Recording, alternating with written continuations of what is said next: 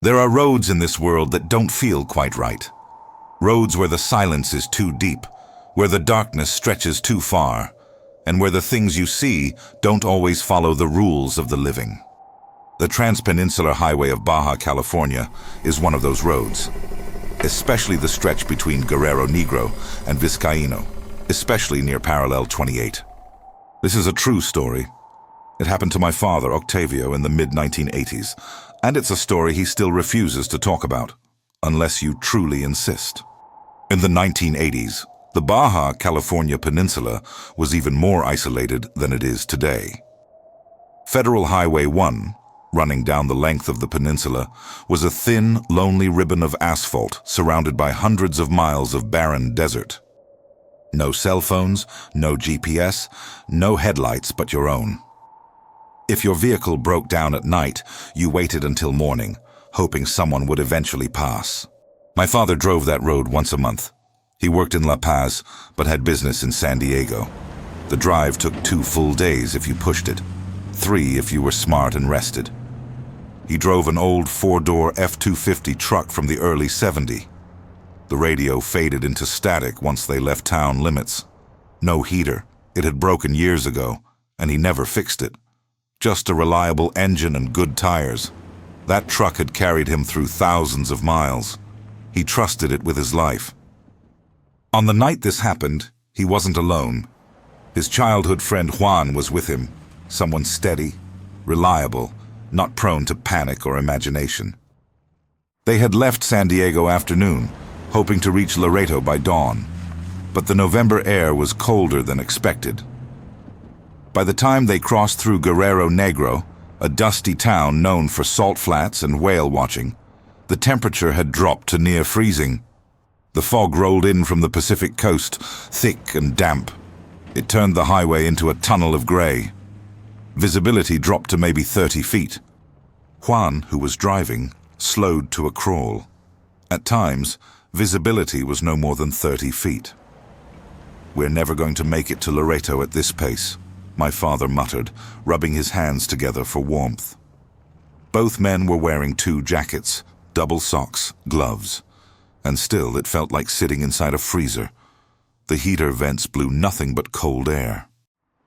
Outside, the desert stretched endlessly on both sides, flat, silent, lifeless. No lights, no other cars, just the hum of the engine and the crunch of tires on asphalt. They had been driving for over an hour without seeing another soul. Then Juan saw her. At first, he thought it was a trick of the fog, a faint shape on the right shoulder of the road.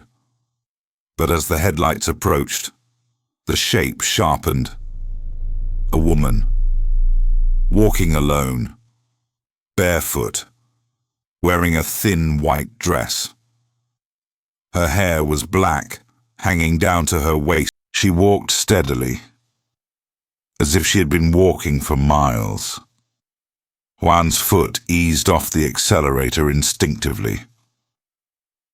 "Octavio, do you see that?"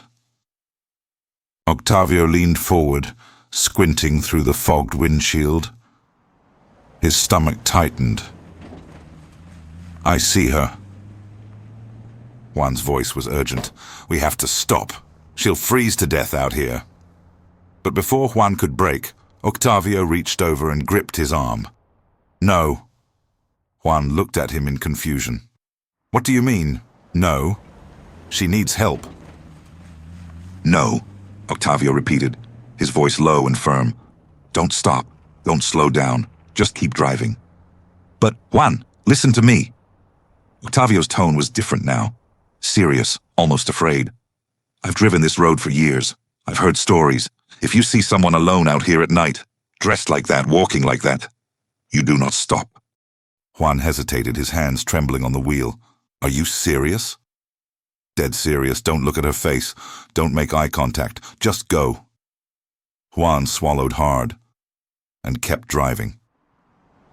As they passed her, the headlights briefly lit her up. Her feet were caked in dark dirt. Her toes were stiff, almost blue. Her blouse was soaked through, clinging to her skin. But she didn't react to the cold. She didn't turn her head. She just kept walking, slow, steady, unfazed, as if the freezing desert air didn't touch her at all. Neither man looked at her face. They didn't dare. Once they passed her, the truck fell into silence. Not the comfortable kind. The kind where even breathing feels too loud. Juan's knuckles were white on the steering wheel. What the hell was that? Octavio didn't answer right away. He stared straight ahead, jaw tight. "I don't know," he finally said. "But I know better than to stop." They drove in silence for another 5 minutes. The fog thickened. The road stretched on, perfectly straight, disappearing into the gray. Then, Octavio glanced at the side mirror, and his blood went cold. "Juan," he whispered. "What?" Juan squinted through the windshield, and there she was, the same woman, walking on the right side of the road. Ahead of them, the exact same white blouse, the same black hair, the same bare feet. Juan's voice cracked. That's impossible." "I know. We just passed her. We were going 40 miles an hour. There's no way she—" "I know." The truck slowed involuntarily as Juan's foot trembled on the pedal. Octavio's mind raced. There were no side roads here, no hills, no curves, just flat desert in every direction. There was no way she could have gotten ahead of them. No human way. "What do we do?" Juan asked, voice shaking. "Keep going," Octavio said. "Don't stop. Don't look at her. Just keep going." As they approached her again, Juan kept his eyes locked straight ahead, but Octavio, against every instinct, glanced at her as they passed. Her face was pale, expressionless, and her eyes— She wasn't looking at the truck. She was looking behind her, into the dark desert, as if something else was out there, something she was afraid of. They passed her, and for a few minutes, nothing happened. Just the hum of the engine, the fog pressing in, the cold biting through their clothes. Then, talk. A sound from the back of the truck. Both men jumped. "What was that?" Juan hissed. "I don't know. Keep driving." Talk, louder this time, like someone knocking on the metal bed of the truck. "Is someone back there?" Juan's voice was rising. "There's no one back there. We would have seen them." Talk, talk, talk. Faster now, harder. The whole truck vibrated with each impact. Juan's hands shook. "Octavio, what is that?" Octavio didn't answer, because he heard something else. A voice, soft, female, right behind them, inside the cab. "Don't leave me." Juan's eyes went wide. "Tell me you didn't hear that." Octavio's throat was dry. "Drive faster." "What?" "Drive faster." Juan floored it. The old Ford lurched forward, engine roaring, 40, 45, 50 miles per hour. The fog was too thick to go any faster, but the knocking stopped, the voice stopped, and then something changed. The cold that had been biting at them all night, that uncomfortable natural desert cold, suddenly became something else. It came from inside the truck, from directly behind them. The temperature dropped so fast that both men gasped.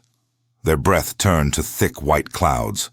The windows started fogging from the inside, not from their breathing, from something else. Octavio looked down at his hands. His fingers were turning numb. He could see frost forming on the inside of the windshield. In November, in Baja California, inside a closed truck. "What the hell?" Juan whispered, his teeth starting to chatter. Then they heard it. Breathing, slow, deep, wet, coming from the back seat. Not their breathing, someone else's. Octavio's whole body went rigid. "Juan, do you hear that?" Juan's voice cracked. "Yes." The breathing continued. In, out, in, out, steady. patient, the kind of breathing that doesn't come from the living, and then the radio crackled. Voices, multiple voices, overlapping, speaking in a language neither man understood. Juan reached over and turned the knob to shut it off. Click. But the radio kept playing. The static got louder, the whispering grew clearer, and the breathing behind them closer now. Right behind Octavio's seat. He could feel it. The weight of someone leaning forward. The sensation of being watched. Of cold breath on the back of his neck. Octavio gripped the dashboard, his knuckles white. Juan, I know. Don't look back. Juan's voice was barely a whisper. I won't. But both men could feel her there. The presence, the wrongness. Something sitting directly behind them in the darkness. Waiting. Watching. The truck's cabin felt smaller now. Like the walls were closing in. The frost on the windows grew thicker. The breathing grew louder. And then, the back seat creaked, as if someone was shifting their weight. Juan's hands shook so badly he could barely hold the wheel. The truck rattled as Juan pushed it to its limit. 55, 60 miles per hour. Way too fast for the fog. But neither man cared.